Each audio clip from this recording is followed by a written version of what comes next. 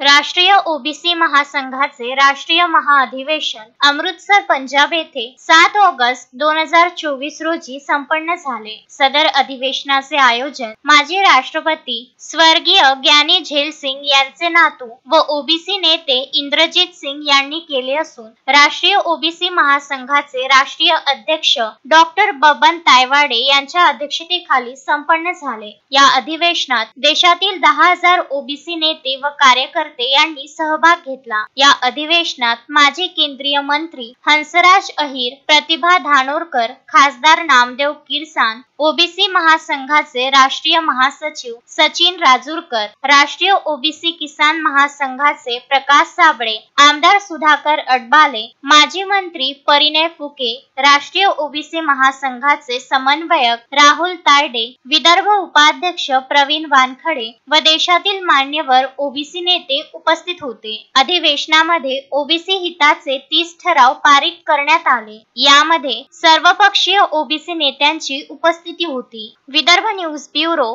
Punjab.